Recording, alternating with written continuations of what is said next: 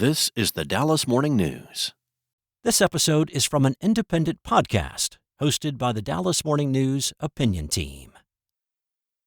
I'm Talmage Boston, and welcome to this edition of Cross-Examining History, published and promoted by the Dallas Morning News, where we explore America's fascinating past with our country's leading historians and thought leaders. For this podcast, I interviewed New York Times White House correspondent Peter Baker and his wife Susan Glasser, who's a staff writer for the New Yorker magazine, discussing their analysis of presidential history from Bill Clinton through Donald Trump.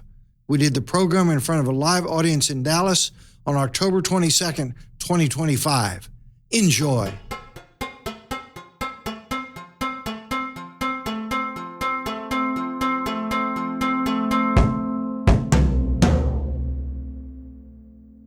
I'm going to tell you three things that stand out about Peter and Susan that so impresses me, and one of the reasons why we wanted to have them tonight as our special guest. Number one of my heroes in life is former Secretary of State James Baker. And about 10 or 15 years ago, I'd had the privilege of interviewing Secretary Baker a few times, and he was still fit and smart, and as a man who'd made a real mark in history, decided, wouldn't it be nice if a really competent biographer took on the job of writing my biography? And so he decided that the best choice to write that book were Peter Baker and Susan Glasser. The rules were that Secretary Baker would introduce them to whoever they wanted to meet in connection with their research. He would open all of his files for them to review. He would allow them to draw their own conclusions with his having no editorial control because he trusted them. And the final product, The Man Who Ran Washington, was a classic, a fabulous book if you haven't read it. And Secretary Baker and everybody else was so pleased that his legacy has been preserved with that book. The second thing is, obviously, you got this in the program, they're husband and wife. I've written 5 books, and my lovely wife, Claire, is here. We could not write a book together.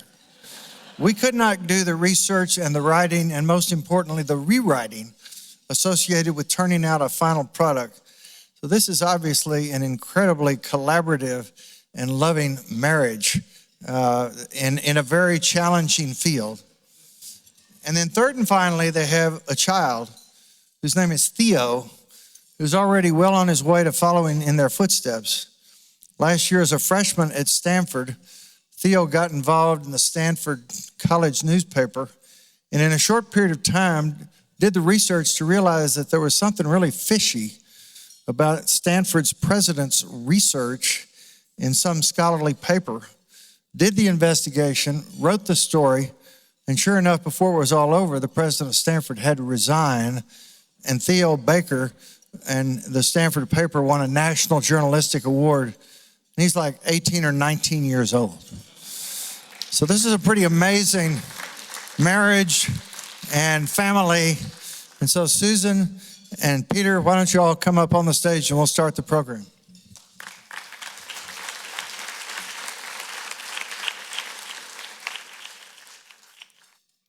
Is that okay? We'll forgive you. All right. Here we go. All right. Peter and Susan, with people of your stature as historians and journalists, it seems like the time is right to do a deep dive on our American presidential history for the last 32 years. Why? Because both of you have now covered 5 presidents, a total of 6 presidencies: Bill Clinton, George W. Bush, Barack Obama, Donald Trump, and Joe Biden. And you've written, either Peter or collectively, books on 4 of the 5, everyone except Biden. And in these years, from 1993, when Clinton became president, up through today, it sure seems like there's been more valleys than peaks. Clinton had Whitewater, Lewinsky, and impeachment. Bush 43 had a war in Iraq, which commenced because of unreliable intelligence, and also Hurricane Katrina and the 2008 financial collapse. Trump had January 6th and 2 impeachments, and Biden had the Afghanistan withdrawal disaster, high inflation, open border chaos, and the fatal decision to run for a second term. So out of our last 5 presidents, only Obama has stayed out of the ditch during his White House years. So with that as the predicate, compare all of these valleys over the last 30 some odd years, our last 5 presidents, with the 36 years from 1933 to 1969, when we had 5 consecutive presidents who historians in the CNN presidential ranking poll, which is the leading historians in the country, rank among the best commanders-in-chief in American history.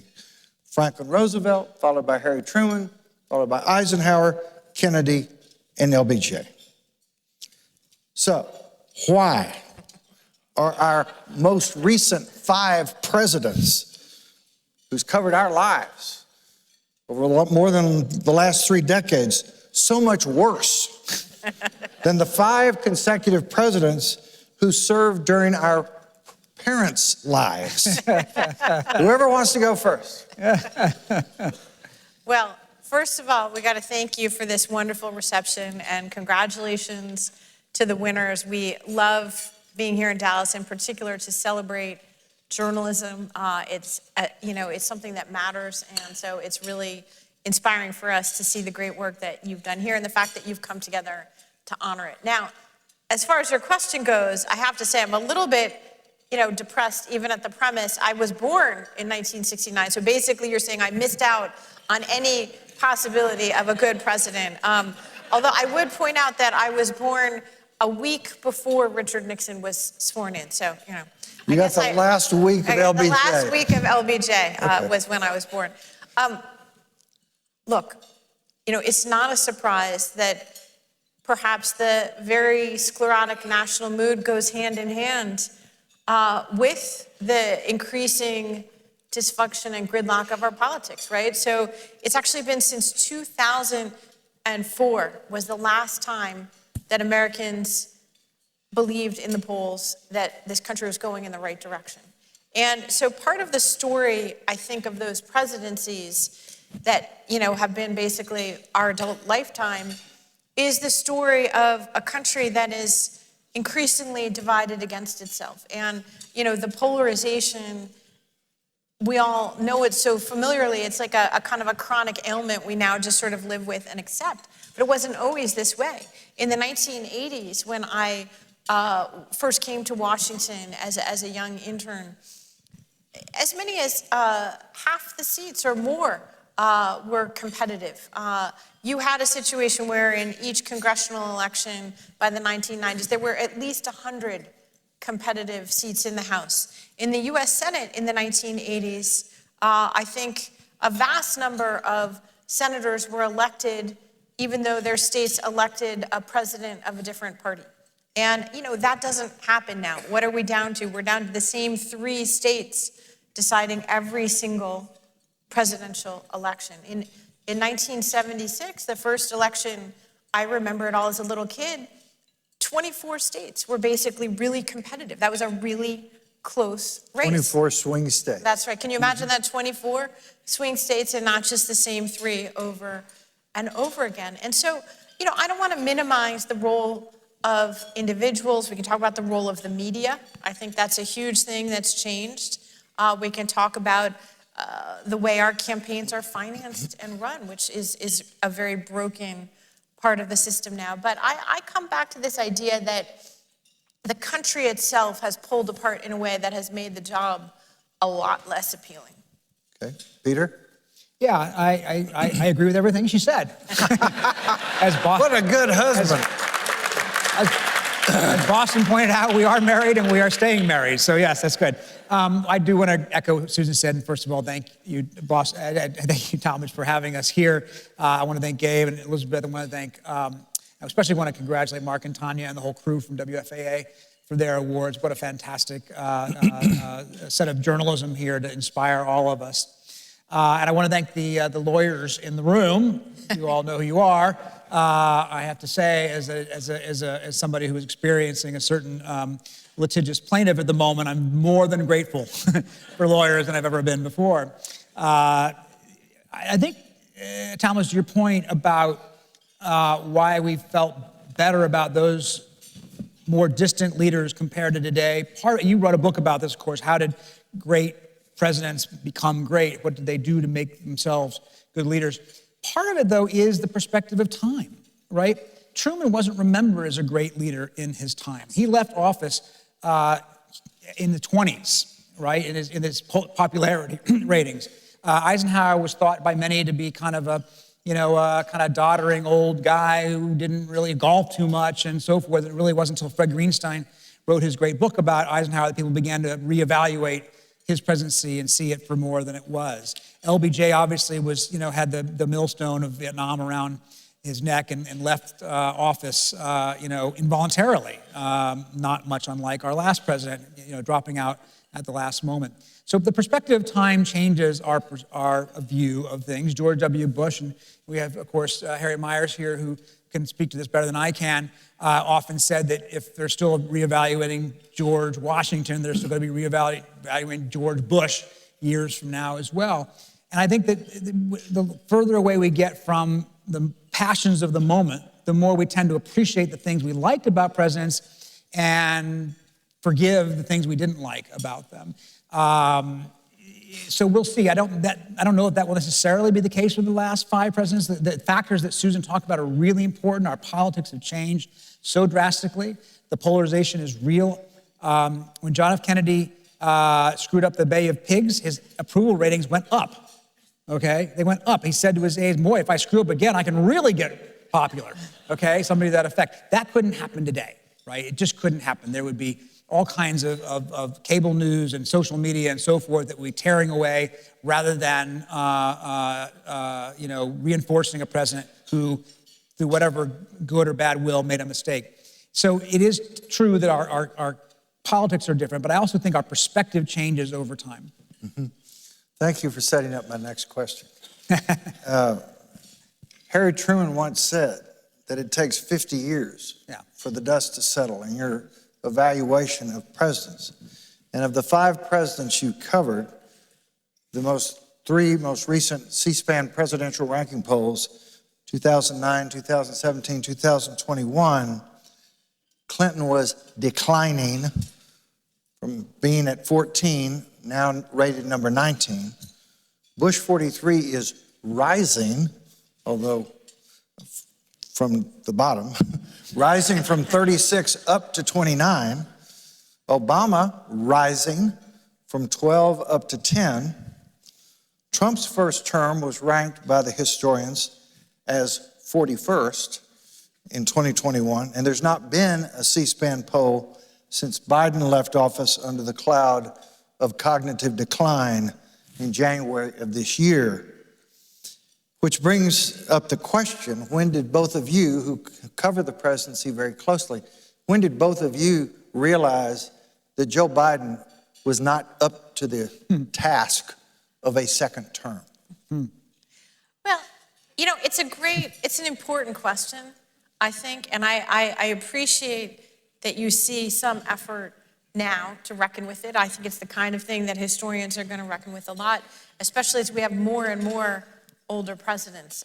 This aspect of Reagan's presidency was not widely understood until years later when he announced that he had Alzheimer's. Then it became interesting to know that his advisors in the second term of Reagan actually had debated internally at one point whether they needed to invoke the 25th Amendment. But it wasn't, again, that's something that I think only was understood later in hindsight. I can say this because it's easier to say it as the wife rather than Peter, but the truth is that Peter and his colleagues at the New York Times very early on wrote very, I think, important, reported, aggressive stories about the question of President Biden's age. Biden, lifelong reader of the New York Times, was furious about it, would never give them an interview in his entire presidency as a result of it. My perspective was, if you are asking the country to reelect you for a second term when you would be 86 years old, we don't have to have this sort of angels dancing on a head of a pin debates about, well, is he still sharp? Is he still, because the question was, that's taking an enormous risk for the country. And, we would face a lot of pushback in Washington, to be honest, during that period of the Biden presidency where people just didn't really want to talk about it. And I think the Biden White House was very successful at sort of creating a surround sound, which is never a good idea. And by the way, I know I'm going to sound like a propagandist for the free press here, but this is why you need an independent, aggressive free press. And it's not just the New York Times covering Donald Trump from an independent perspective, but it's covering the White House. And what I come back to is that, as far as we can tell, and the historical record will be added to, there never seemed to have been a decision meeting, right? A moment in time where Joe Biden sat down in his White House with all of his top advisors, not just a small handful of, yes men, and said, should I do this? Should I run again? No, it was one of those decisions that just happened by default. In many ways, it's often reminded me of the revelation in Peter's book about Bush and Cheney in the White House, called Days of Fire. And Peter, debriefed more than 200 officials who served in that Bush administration and came to the conclusion, which other historians have as well, there was never one decisive moment where George W. Bush sat down and said, should we really go to war? And we have to actually argue it out and fight it out about that basic question about Iraq before we just keep going with all the tactical details of how to do it. I think this was the great tragedy of the Biden presidency. Presidents who don't listen, presidents who are too insular. And I worry that that's a world that we might be headed for more of that, frankly. Peter, did something happen that you said, oh my gosh, there's no way in the world this guy could do a second term? Before his first term. No, the truth is, and I didn't cover the 2020 Democratic primary. But if you watched during the primary, you could tell, obviously, even then he had lost a step and he was older. We're all older. He was 4 years older than he had been the last time he'd been on the national stage. But he was able to get through it in part because the Democrats suddenly woke up one morning and realized that if they didn't do something about it, Bernie Sanders is going to be their nominee, and they just freaked out. And they said, let's pick the safe guy, and Joe Biden is a safe guy. And partly because of COVID, and he didn't have to, go out on the trail and do the arduous campaign that normally is required of a nominee, he was able to get through, and I think that Donald Trump obviously, torpedoed his own re-election campaign by his handling of COVID and so forth. But even then, you could see that Biden had slowed down, and throughout his presidency, we saw that. Now, let's make some distinctions, though. Let's look at this in a little more nuanced way. What we saw and what we can say, and we reported, of course, was that physically he was much frailer as he went along, right? We all saw it. The stutter step, his voice was so low, it was sometimes hard to hear. His face sometimes looked pale, and sometimes he had this kind of blank look in his eyes. I as a reporter, when I would travel with the president overseas, they gave you these headsets to listen to the translation of the foreign leader, right? I would use the headsets to listen to Biden, even though he was as close to me as you are, because I couldn't hear him. His voice had gotten so low. This is a function of age. We've all experienced ourselves or had parents or grandparents. So I would listen through the headset because it would magnify his voice. Otherwise, I couldn't understand what he was saying. So we all saw that. We also saw him struggle to summon names, summon dates or facts or specific words at times. And I think that became increasingly evident over time as well. What we didn't see, and we can't know because we weren't in the room, was what did that do to his decision-making, right? Now, you can be old and you can slip up on your names and you can still make smart and wise decisions, or you can make bad and ill-informed decisions, just as you might have done 10 years earlier. And what we heard repeatedly from the people in the room was, yeah, you're right, he's getting older, but he's still processing information. He's making the kind of decisions he would have made if he was 10 years younger, whether he thought they were good decisions or not. And that we don't see a change in his ability to form judgments, okay? So that's sort of the state of our reporting, I think, even today. Even Jake Tapper and Alex Thompson's book would say that, and they wrote the book that used the word cover-up on the cover. But being president means you have to command the stage. It means you have to communicate to the country and bring them along. It means you have to convince them that what you're doing is the right thing, and he couldn't do that. That was clear, and that was clear even before the debate, but it was particularly clear on the night of the debate. And as Susan said, there was nobody around him who was willing or able to talk to him in a frank way and say, this is where you are now, sir, but where are you going to be 4 years from now? I'll tell you one anecdote, though, that to your point, when did you realize? It's a fascinating truism of life that if you're in the room with somebody every day, you might not be as aware of the change as somebody who sees you only once a year or something like that, right? So I went to cover Biden give a speech in, what was it, early 2004, right? 2024, I mean. See, I'm doing it. And it was in Charleston, and he's getting through the speech, and there's a protester, a pro-Palestinian protester, and he deals with the protester okay, and he's getting through the speech, and you realize as a reporter, you're watching him thinking, is watching for the car wreck, right? Rather than listening to what he's saying, you're waiting for what you expect to be some sort of a stumble. And he gets through the speech more or less fine. And then I run into a colleague of mine from the New York Times who doesn't cover the president, isn't in the White House every day, and happened to come to the speech because he lives in Charleston. And he comes up to me and says, I didn't realize how bad it was. And I realized, yeah, this is the point, right?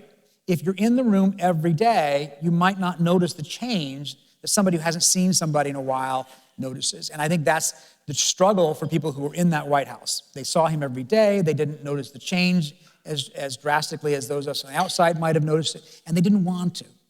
They didn't want to because they wanted to believe that he could still be president, and they wanted to encourage him, or they didn't feel like they had a choice, and therefore they had to go along with it because he was going to run anyway. Mm-hmm. So as we think about these 5 presidents and certain traits that separate great presidents from mediocre to bad presidents, one of the most important traits is when a president, over the course of 4 years or 8 years, actually grows in office. You can see it. You can see his process is different, his decisions are better, his wisdom is more profound. So out of the 5 presidents since the Clinton, 1993, which of them do you think grew the most in office? That's actually a tough question, because another historical observation one can have over time is that second-term presidencies are often disastrous, and that kind of cuts against the idea of presidents growing while in office. If, for example, Bill Clinton came into office, very famously, former governor of Arkansas, brilliant guy, but he had no experience in foreign policy, right? So, I think a classic answer to that question would be to say, well, Bill Clinton, really grew on foreign policy, but he also got impeached in his second term and, clearly made some important errors of judgment, right? And so it's a little bit hard. I think we're seeing right now an example of a version you might call learning. It's not in the positive sense that you might indicate, but I think this is an important observation. A lot of people ask us all the time, I'm sure they ask you, what can you account for the difference between Trump 1.0 and Trump 2.0? Why does it feel so much more disruptive, so different? Peter and I wrote a whole book, obviously, about the first Trump term called The Divider. And our observation, which I think is borne out to a certain extent here, is that he felt constrained from doing many of the things that he wanted to do. So partially, the difference is not necessarily learning in the sense of coming up with new ideas, but I think it is learning how to operate the machinery and powers of the presidency, or to expand the powers of the presidency in ways that he didn't feel comfortable doing or that he felt constrained from doing the first term. And I remember when we were working on the book, interviewing a senior national security official who'd spent a lot of time in the Oval Office with Trump in his first term. And that person said to me, you know, look, a second term of Donald Trump would be very, very different than the first. And they said, do you remember the first Jurassic Park movie? And you know the velociraptors, when they learn how to open the door, and the kids think they're safe in the kitchen and then click the door handle? So that's what this national security official said. And by the way, they weren't talking about, you know, healthcare policy. I mean, it was all about the things that we're seeing here. It was about personnel, first and foremost, you know, defining the error of the first term as not being surrounded by enough loyalists who would do what they want. Understanding what are the levers of, you know, how to really go after government bureaucracies rather than just call them names. I don't think we could have envisioned, you know, the sort of Elon Musk phase in our national politics, even at the end of the Trump first term. But, you know, that image of the velociraptor is a pretty catchy one that goes right to your question of, you know, what does it mean to have the most powerful man in the world, you know, learn how to open the door? Well, now, Peter, I asked this question with the idea of something positive, growth, office. So would you approach it from that standpoint? Give us something positive, please. Oh, I get it. We get that question a lot, by the way. By the way, we do. Yeah. Usually at the end of every talk that we give now, after we've all digested everything, there's one more question. Give us something hopeful. Yeah, give us hopeful. I do notice that. You know, yes, it's obviously, you know, if you like a president, then their growth is good, and if you don't, you don't think their growth is all that good. But there's no question, especially with, I would say, Clinton and Bush 43, I would say I noticed both of them being more comfortable in the job, more confident in their judgments, less insecure maybe, right? Clinton came in, he was very insecure in that first year and a half, particularly with the military, didn't quite know what to do with Colin Powell, who was this larger-than-life figure and chairman of the Joint Chiefs, didn't know what to do with Somalia and Bosnia. By the second term, when Kosovo comes along, he's a little more confident, he's a little more sure of how he wants to handle it. You may not agree with him, but he clearly has grown in the job in that sense. As Susan said, of course, you know, some pretty disastrous things happen in the second term. You can grow too confident, right? Not having a second term, not having another election ahead of you means that you have the freedom to be pursuing policies you think are right without care for whether or not they're popular, but it also means you might not be following what people want you to do. It means you may not be as careful about the way you handle things because you no longer are on edge. Bush, I thought, he definitely evolved in his second term. He was much more confident, much more separated from Cheney. Yeah, and you know, he in his second term, and this is in my book Days of Fire about how the second term he has moved away from some of the more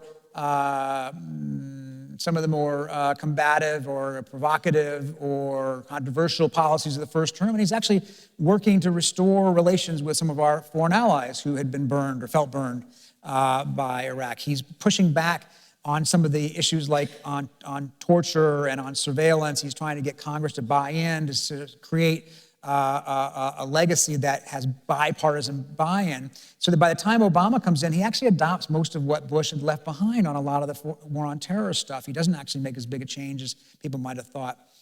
Obama is one guy who doesn't change very much. He's a real steady as he goes guy. He's not really changing much by his second term. I talked to a Democratic senator once who said he wishes Obama was just a little bit more insecure. Right? Yeah. So that there is a value to being, as a politician, there's a value to being a little insecure because you have to work harder for it, right? As this senator was telling me, and he thought Obama could have used a little more insecurity. But Harold Holzer, in his book, The Presidency and the Press, this was surprising because I know Harold, he's a Democrat, and he was really harsh on Obama because of his arrogance. And that the press really, here's the press, you think, liberal, many of them, they didn't like him. Well, because he was so arrogant. Obama didn't like politics, which is kind of a problem if you're a president, right? He thought it wasn't on the up and up. He thought it was not on the level. He thought it was all kind of crap. It was a game. Everybody was playing a game, whether the press, the opposition politicians, even sometimes his own party. He used to talk to us a lot in the beginning. He stopped. I didn't interview him for the last 6 years of his presidency. He talked to me a lot in the first 2 years, stopped talking to me. The White House correspondent for the New York Times did not interview Obama because for the last 6 years of his presidency. Yeah, because he didn't think it was on the up and up. He thought we were all shallow. It was all a game. We weren't serious. And that's all fine. I get it. So his aides would say, have these guys over, Congress members, have them over to the White House and, for the Super Bowl or whatever. He's like, it's just BS. That's just kind of game playing. But that's how Washington works, right? And he would say to them, and he actually gave this joke once at one of the big dinners, why don't you have a drink with Mitch McConnell?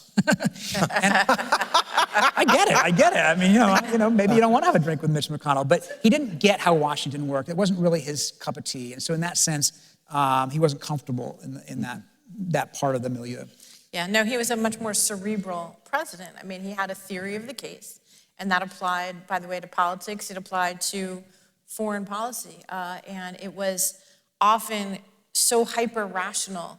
And politics is all about the id, I mean, I think we're seeing, in many ways, the exact opposite, at the moment. But, hyper-rational politics at a moment in time when the internet is unleashing, sort of our collective mania. It's really a fascinating thing to think that that was the last two-term Democratic president.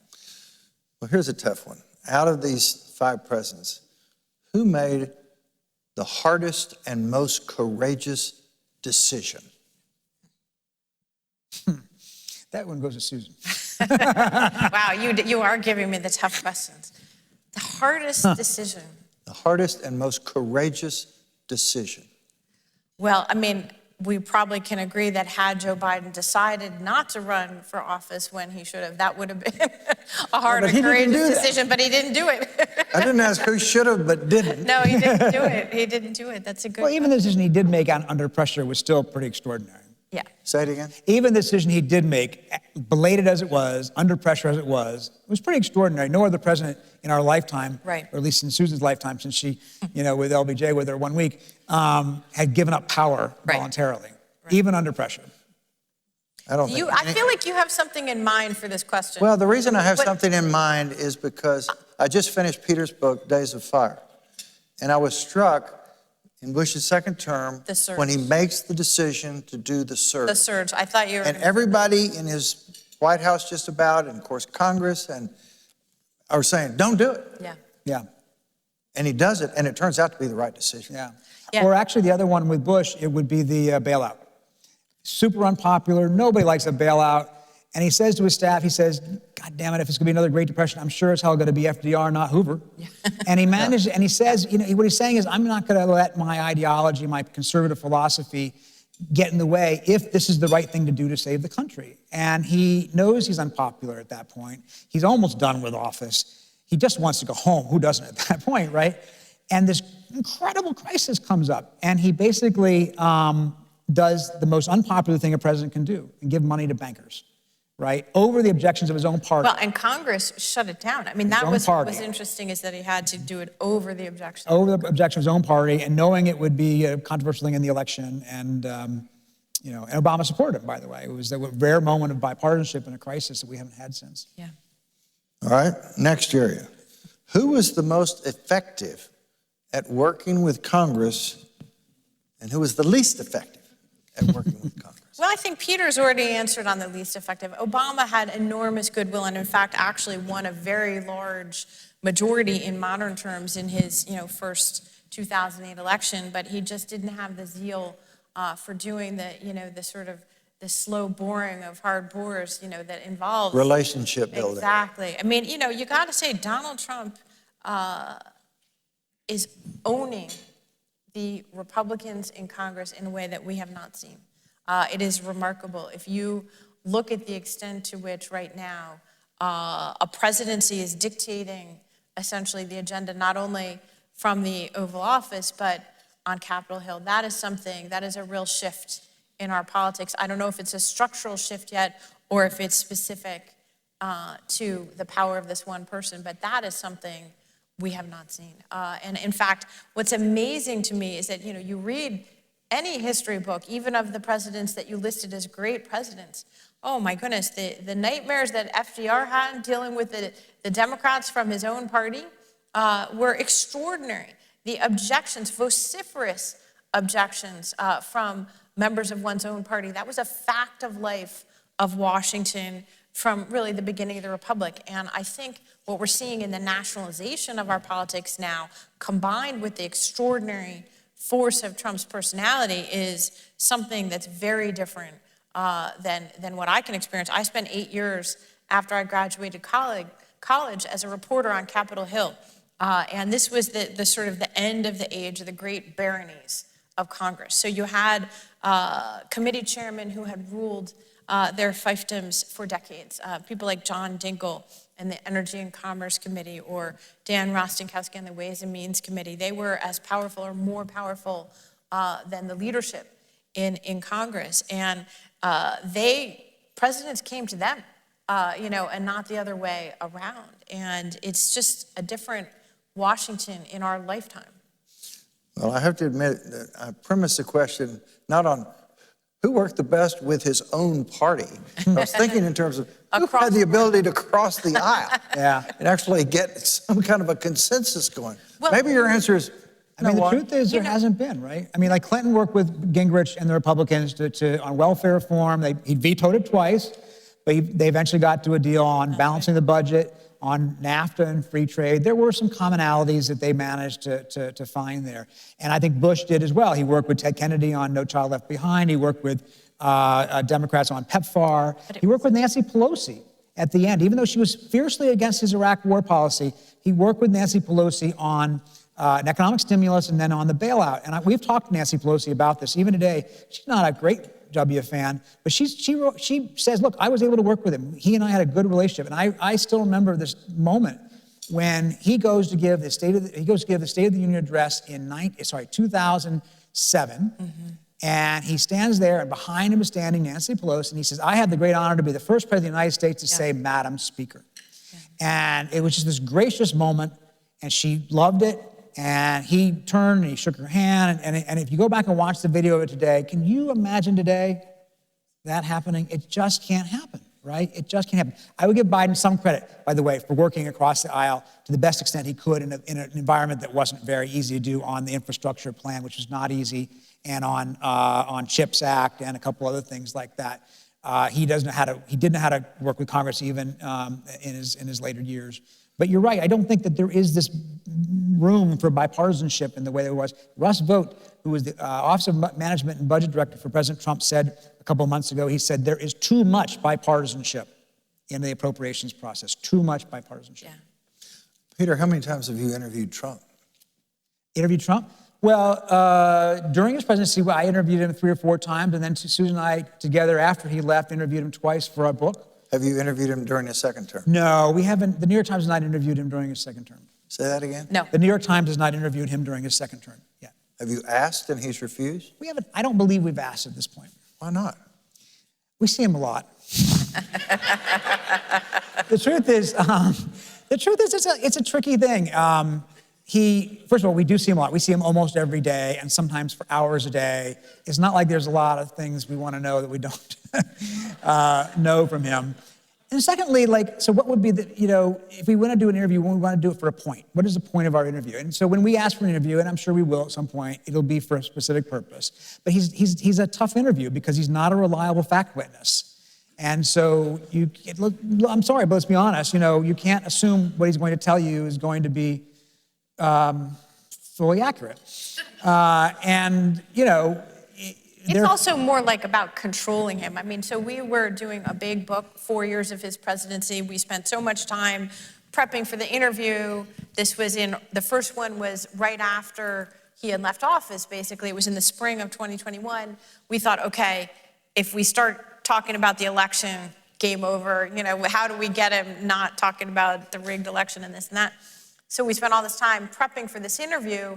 We thought, well, we'll start with foreign policy. We'll talk about tariffs. We'll talk about this.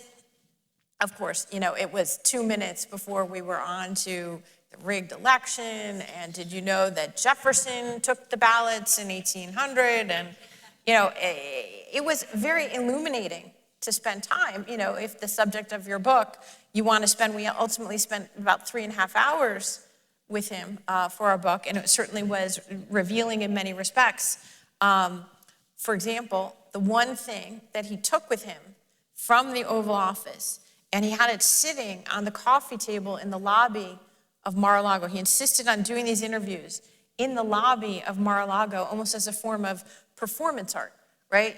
So it was like every day at 5 o'clock, he would have, here's this or that person come to do an interview with me, so that all of his paying members could see the people there. And the only reminder of his presidency was a model of the Air Force One that he wanted to have with the different colors, the red, white, and navy, as opposed to the classic Kennedy blue of the Air Force One. And that really struck me. So the first thing we talked about in the interview was, why Air Force One? Why is this so important to you? And it was kind of a tip-off that, maybe Qatar read our book, because he basically said, I want a new plane. Because when I go to these events, the Saudi princes, they have planes that are nicer than the planes of the President of the United States, so I want a new plane. That's what he told us. That was the first thing he told us. All right. Well, along this theme, from the first sentence, we've been talking about this polarization. We've seen in Trump's 2 terms, early in the 2nd term, and Biden's single term, particularly over the last decade, for both Republicans and Democrats, the word moderate has become a term of derision. Yeah. And to accommodate their perceived bases, both parties appear to have pitched themselves toward more extreme positions, thereby pulling away from the great American middle. So what are your thoughts? Is there anything that we can do to break free of these extreme positions and this rejection of the great American moderate middle? I remember, Peter, when you interviewed James Baker at that World Affairs Conference, and you said, well, what can we do? He said, I don't know in this day and time that there's anything we can do. But do either of you have any ideas on anything we can do? Well, I think the problem is that it's structural. It's what? It's structural. It's structural. Politics, the structure of politics has changed, right? The incentive structure has changed. The incentive structure in James Baker's day was that bipartisanship or moderation or compromise were good things. They were good values. James Baker, as you said, thank you, we did that book on him, and I always remember the story. He was, of course, Bush 41's campaign chair in 1988, which is a very tough campaign. That was no beanball. They took Michael Dukakis out for a ride. They called him a wussy, anti-American, hates the Pledge of Allegiance, card-carrying ACLU liberal, and Willie Horton and all that. So they were not exactly softballs. But 1 month after that election, James Baker is in the Watergate apartment of Robert Strauss. You all know Robert Strauss, then former chair of the DNC, having dinner with Jim Wright. You all know Jim Wright, the Democratic Speaker of the House. 1 month after the election, because he wanted to say, how can we figure out what to do about this Contra war, which had so consumed Reagan presidency. He did not want this to be 41's problem. And they came up with a deal 1 month after this hardball election, because Baker knew that you were partisan during an election, and then afterwards you had to govern. But there was an incentive structure that rewarded that at the time. Today, as Susan said about the districts, you would be punished. And it's only going to get more so given what's happening in Texas here and in California and now across, where it's an arms race to make the most gerrymandered districts that we possibly can. There are only 16 districts today. Out of 435, only 16 districts that are represented by a member of the House whose district went for a presidential candidate of the other party, to reflect on what Susan said. 16 districts. That means everybody else, their biggest concern is being primaried in their own party. So of course you're not going to compromise. Of course you're not going to be a moderate, because being a moderate means you might lose your job. Yeah, I mean, I think you're right to keep coming back to this, right? Because the truth is, a lot of the things that are happening in this country are actually not supported by a very large majority of the country. And that's the paradox of this moment, right? That this is actually, many of the policies that are being pursued by presidents of either party are essentially minority party policies, right? Now, I would disagree a little bit because actually Joe Biden was the centrist alternative. As Peter said, in 2020, Democrats turned to him because they didn't want to have Bernie Sanders. They chose what they perceived to be the more electable centrist candidate. What was interesting, and you could argue it was a great mistake of the Biden presidency in that spring, some of his advisors got this idea that he was the second coming of LBJ, and they started talking about And FDR. the presidency in a really different terms, right? That had not been a part of the election. And, it'll be interesting to see whether history regards that as one of the major errors of the Biden presidency. But I come back to, Baker. That was a really powerful experience for Peter and I because we were working on this biography of Jim Baker in exactly the period, kind of the late Obama era, beginnings of the 2016 campaign, when the rift in our society was becoming more and more apparent. And one of the things we struggled with is, how much were the accomplishments of someone like a Jim Baker or George H.W. Bush rooted in the moment? Were they passable in some other moment? People always say when we come do the book, well, if only we had a Jim Baker in Washington today. And I think I would reluctantly conclude, and I bet that Jim Baker himself, might reluctantly conclude that a lot of what he did wouldn't be possible in Washington of today. He basically admitted that. Yeah, and by the way, the one other factor we haven't talked about in terms of why we had so much more, in effect, national cohesion in the period of time that you mentioned from FDR through LBJ, and certainly through, let's just say, George H.W. Bush, we didn't talk about the Cold War. And, I do think that that was a factor as well, and that in our society, we had a sense of national purpose. There was a much more defined spectrum for our politics because the perceived risks of nuclear annihilation, tend to focus the mind. You don't tend to, focus your discussion about the Pentagon on, how many push-ups people are doing when you're actually in a serious discussion about strategic nuclear weapons, right? So as a society in the 1980s, we were in a very different place. We were still a very partisan country, and those elections, 1988, but also the two Reagan elections, they were very partisan elections, but we were a different country. And I think it's that sense of national purpose and cohesion, in part, that we've lost amidst this polarization as well. Mm-hmm.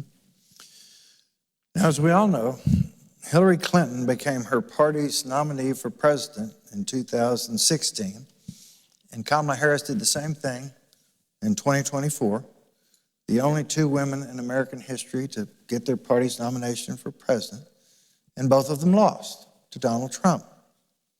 What's your assessment of why each of them lost? Well, each of them lost for different reasons, but if you're saying that the commonality is obviously that America is not yet ready for a woman president, that's the obvious. I'm not talking about commonality. Take it one at a time. Why did Hillary lose? Why did Harris lose? There are going to be people who be smarter about it than I am. I think that in 2016, Hillary Clinton obviously didn't help herself with the emails and didn't help herself by not visiting Wisconsin and all that. We've been through all that before. She was part of at that point, a political family that had been around for a long time, and Trump very astutely capitalized on the sense of change, the desire for change. 9% of Americans voted for Barack Obama and then Donald Trump, okay? Figure that. That's not your natural coalition. And yet, why did they vote for those 9%? And that 9% would be enough to change the election because they wanted change, right? And they perceived Trump to be changed. They didn't perceive Hillary Clinton to be changed. On Kamala Harris, I think that, and again, I don't think you can rule out how much of a factor being a woman still matters in this country, and it only has to matter for 1% or 2% of the population to change the result in a super close race. Same, and obviously, with Kamala Harris. I think Kamala Harris came very close. We need to remember that no matter how many times Trump says he won an overwhelming victory, no matter how many times he said he won a landslide, he didn't. It was a very close election. It was the third closest election since the 19th century or something like that, if you don't count the elections where the popular vote winner lost the electoral college vote. He won by 1.5% of the popular vote, had, I've forgotten the number, but a few tens of thousands of votes changed in the right places, it would have gone the other way, blah, blah, blah. Yeah, but he won 7 out of 7 swing states. Say again? He won 7 out of 7 swing states. He won 7 out of 7 swing states, but by margins that's such that they could have easily flipped the other way. And the truth of the matter is that, had the election been a week earlier, a week later, had she done, she made some tactical mistakes. Obviously, she couldn't distance herself or didn't want to distance herself from Biden. Certainly, inflation was something that was around her neck. She never came up with an answer on the transgender attack. Having said that, like everybody likes to focus on the loser's mistakes and everything they did was, was terrible because they lost. The winner somehow is golden. Well, he made a lot of mistakes and gaffes too and somehow survived them. I think he was powered, as Susan has said previously in other locations, by the sense of grievance over his prosecutions and so forth. He managed to galvanize his supporters into this sense of resentment and against the establishment. And that helped drive him. But it is important to remember he did not get 50% of the vote. Okay. In 3 elections, last thing, in 3 elections, 3 times he has never had a majority support of the American people who voted. And he has never had a majority of approval rating in the Gallup poll for a single day of his presidency, unlike every president in the history of polling. Well, I agree with all that, but I do think that America is not ready for a woman president, and that's a terrible thing. Well, I don't know why we're clapping for that. I think you're in the minority. Always have been. Nothing personal. The truth of the matter is that we haven't really recognized the incredible institutionalized sexism in our country, in particular when it comes to the definition of what a leader is. And in a very closely divided country, that's more than enough to make a difference. And I'll tell you, here's an anecdote. Peter and I had a conversation with a very up-and-coming, very well-respected, very senior woman politician in this country who would be a credible candidate for president of the United States, a very smart person, a centrist person, the kind of person you might like, Talmage. And she said, and this was before Harris had lost, this was before that happened, she said, no, there's no way I'm running. Why not? She said, because America won't elect a woman president, and that's the truth of the matter, and that's where we are. And, I think they're very different stories, the Hillary Clinton story and the Harris story. My regret is that it's very, very likely that the conclusion that Democrats will take from this is that we can't take this kind of a risk again. Even though you can look at both of those campaigns and say, well, there's a very specific reason Hillary Clinton lost. There's a very specific reason that Kamala Harris, who only had 107 days or whatever it is, never really mounted her own campaign. And why should we make a sweeping conclusion about gender? Well, I think in 250 years, we can make a sweeping conclusion about gender. Japan has just installed its first female prime minister. Japan is an extremely conservative society when it comes to especially roles of men and women. That Margaret Thatcher became the prime minister of the UK when I was in elementary school. So yes, I think we need to be able to, it's not such a shocking or radical conclusion to say that America has an issue with female leadership, right? Because we're a big country and we haven't been able to come to terms with women leaders in this country. Peter, do you think there's a glass ceiling against women in 2025? Well, I think to Susan's point, I think that I would be surprised. We've learned we should never make predictions, okay? So I'm not making a prediction. But I think that it would be surprising if the Democrats nominate anybody other than, what they see as a safe white male candidate, straight, probably, Protestant. I mean, they're going to be very spooked by what happened in 24 and 16, and they're going to draw conclusions, as Susan said, that may or may not be valid based on a small subset in terms of facts about whether women can win at all, and they will want to run somebody who they feel is the safest possible candidate around, and I'm guessing, and that may or may not be right. A lot of people would have said before 2008, we're still decades away from being able to elect a black man president, and Barack Obama came along and proved them wrong. So we'll see if somebody comes along and proves them wrong. But I feel like the Democratic Party feels snake bit on this question, and rightly or wrongly will take the conclusion from that they should not go that direction. All right, now both of you are now working on a book on Putin. This is your second book, husband and wife working on a book on Putin.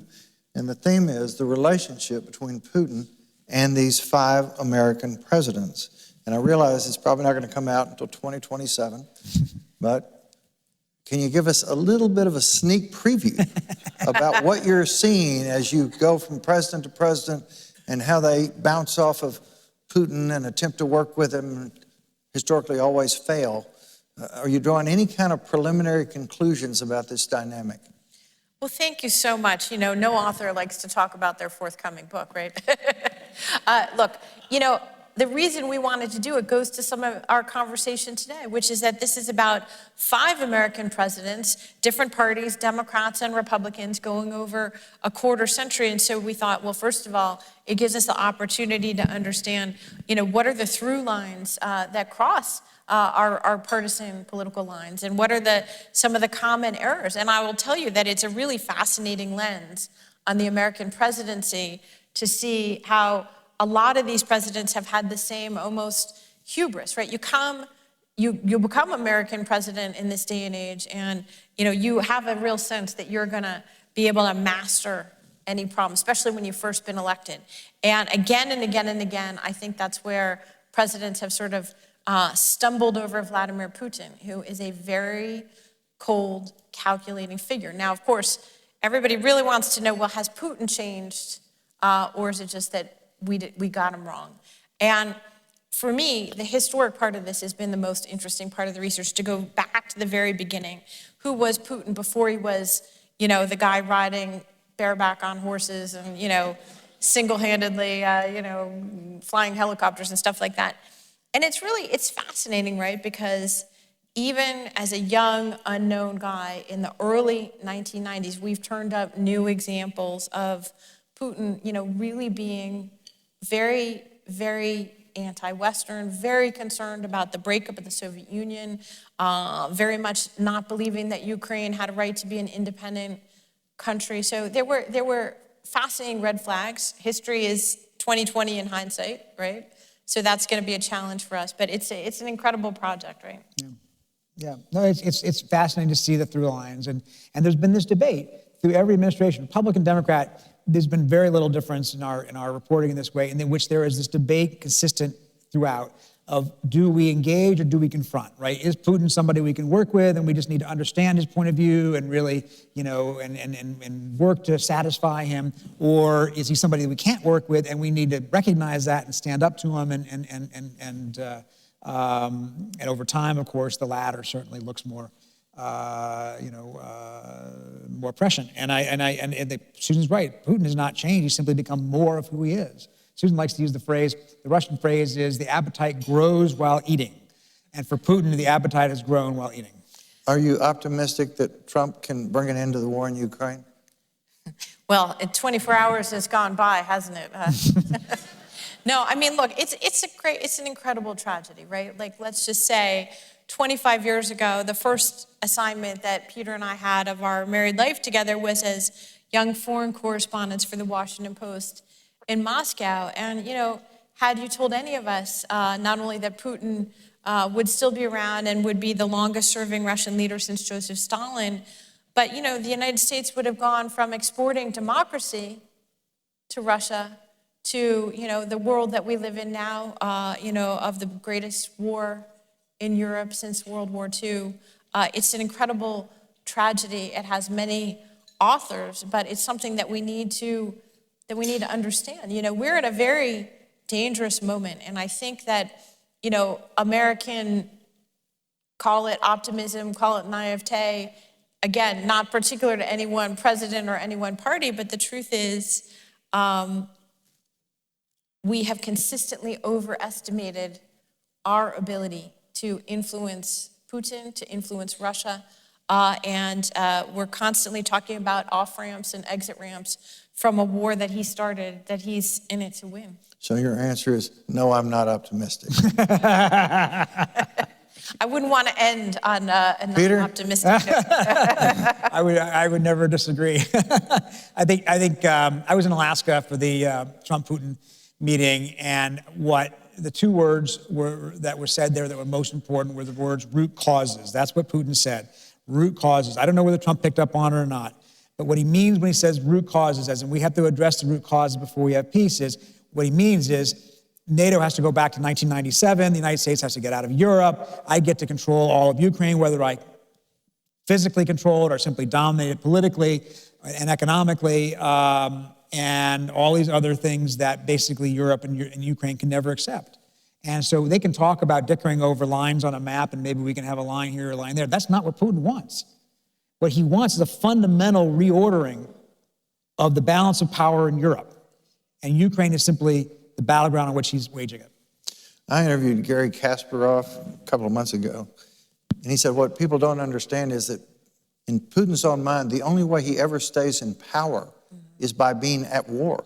Yeah. And so he's not going to agree to something that will cause his power to be reduced.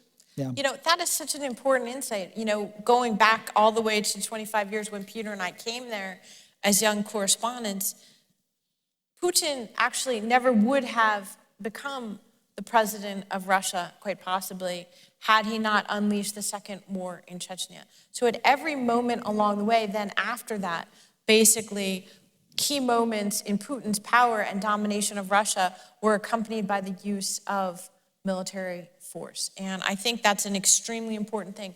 There are some countries that are very wary of force. For example, we talk a lot about China right now. The last time China went to war, do you know when that was? 1979. They had a war with Vietnam, and it didn't go well.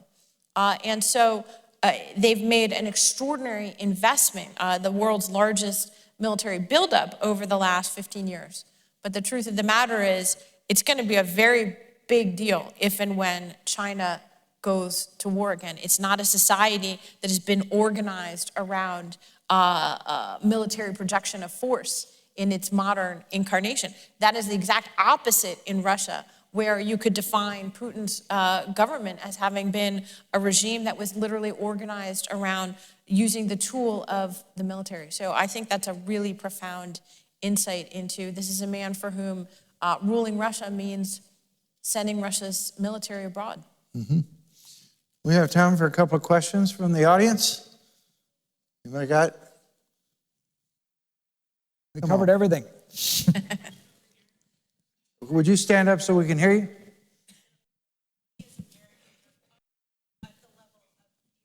Well, thank you. For those of you who didn't hear it, just the question was like, what happens at the end of this presidency in terms of the kind of rebuilding that I think we'll need to do of our institutions, and are we able to have a dialogue as a society about even what it would mean to rebuild going forward? I thought you were going to ask rebuilding literally, since we're apparently knocking down the entire east wing of the White House, which we haven't talked about today. That's a historic gesture. For those of you who don't know, the east wing of the White House was built in 1902 by Teddy Roosevelt, and you know, it's quite a visual.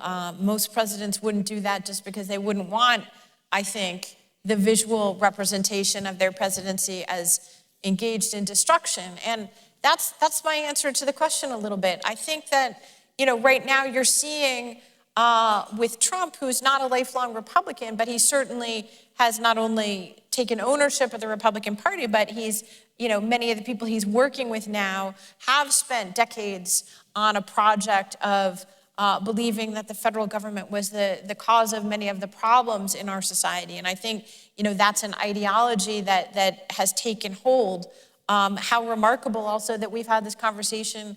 We are now in the 4th week of a government shutdown. It looks like we're headed toward the record, which was 35 days. That was in Trump's first presidency. And what's really scary and striking to me is the utter absence of dialogue.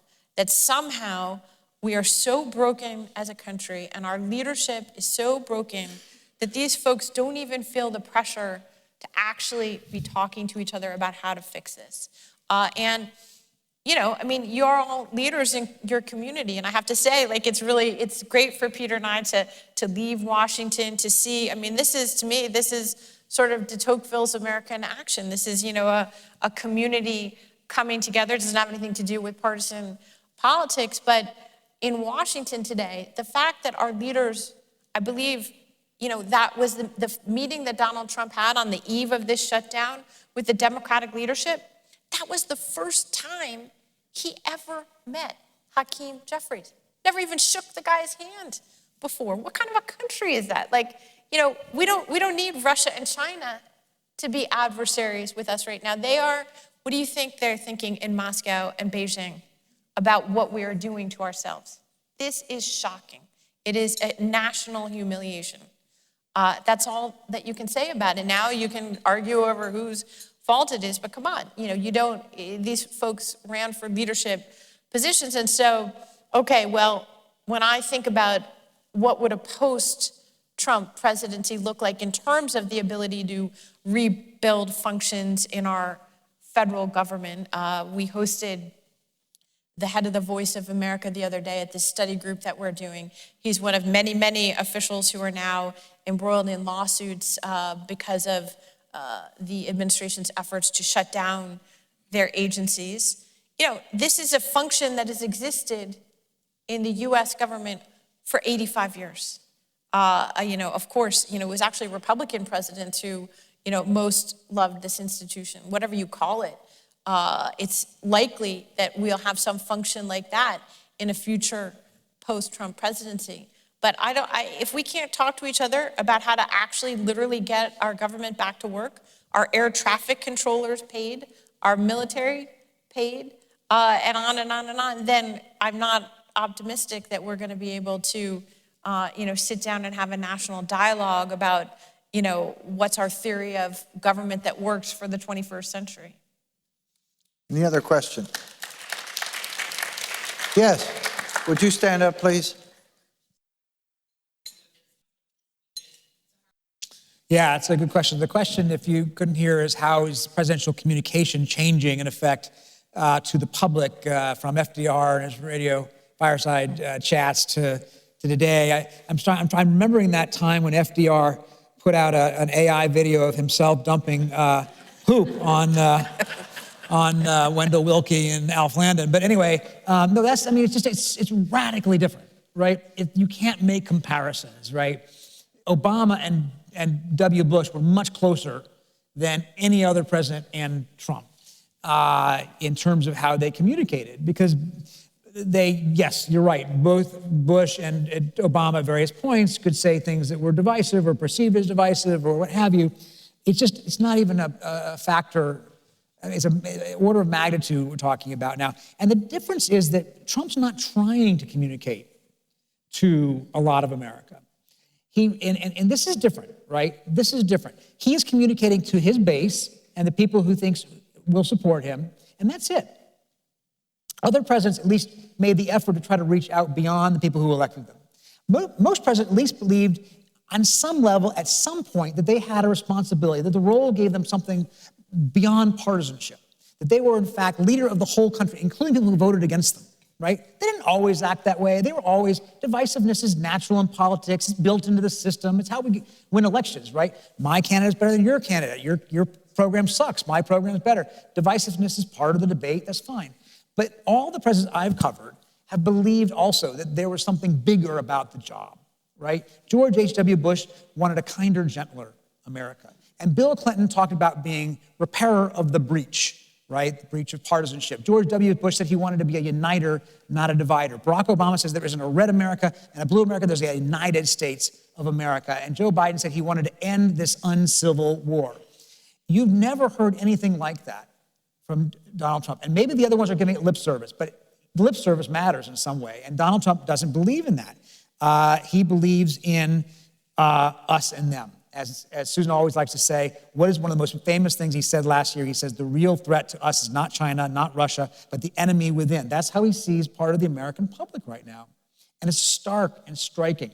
This shutdown has been, his reaction to the shutdown is, let me go after Democratic states.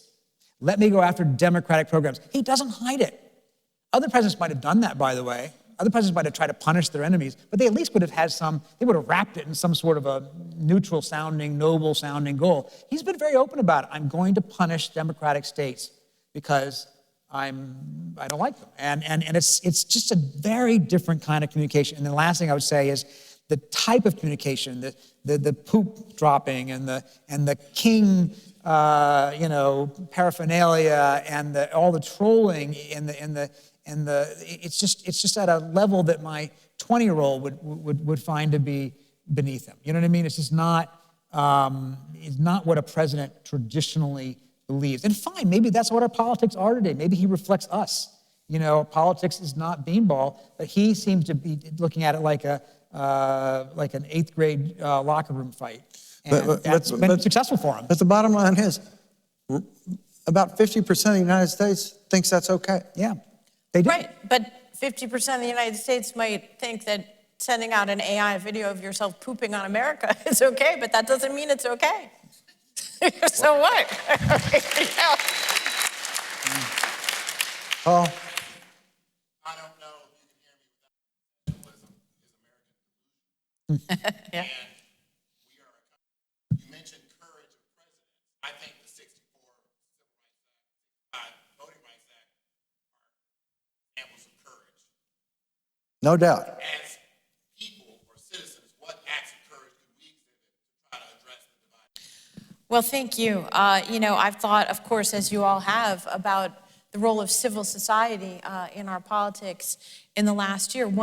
Peter mentioned communications. That's obviously a really notable aspect of where this presidency differs. But I think it's also in the penetration to so many areas of American life that we might not have thought, have now become politicized, or where you're seeing the executive law firms obviously have been under the gun. Peter and I have been spending time, as we mentioned, up at the Kennedy School. And, people are on the front lines of this national divide now in ways that I'm really struck that the politics are now really coming home to many Americans in ways that are different than what I've experienced in my adult lifetime. You really have, for example, foreign students at universities who don't know whether they're going to be allowed to continue their studies. We heard a story last night of a young woman who was at Harvard, and she needed to go visit her sick mother in Canada.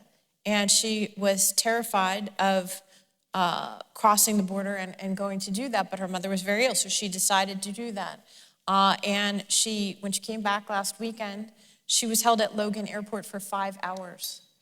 Okay, this is a freshman in college who has valid papers, right? Like that's a different kind of a front line in our politics. Law firms, they're organized to, bring profit for their partners, right? They're not equipped to, and they don't want to be a part of a political debate in our society. And so people have been quickly forced to make choices, that they're not necessarily wired to make. If you are a professor who studies, has a lab filled with cancer research, you probably didn't realize that you were going to be in the front line of a national discussion about affirmative action, right?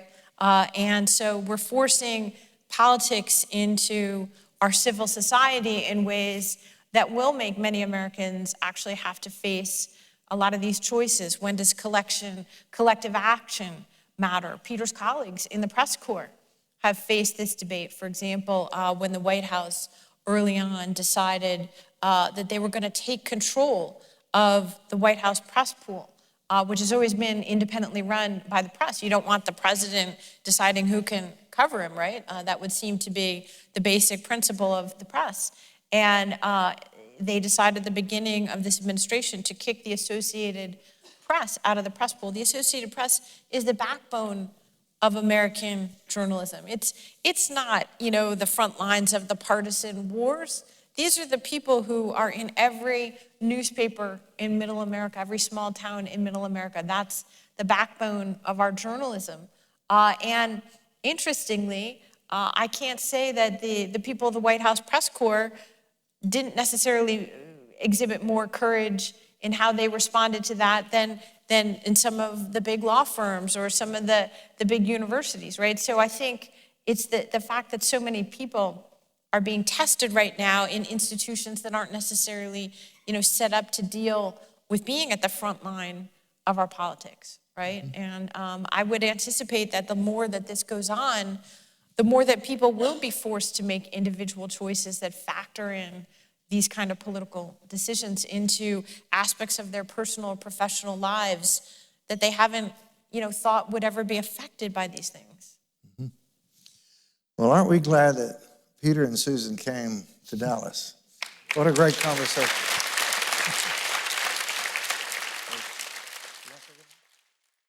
Peter Baker and Susan Glasser provide thoughtful and fair perspectives on those who have led our country from the White House since 1993. Make sure you catch all my podcasts published and promoted by the Dallas Morning News on Spotify, iTunes, SoundCloud, and the Washington Independent Review of Books. This is Talmage Boston with my podcast series, Cross-Examining History. Thanks for listening.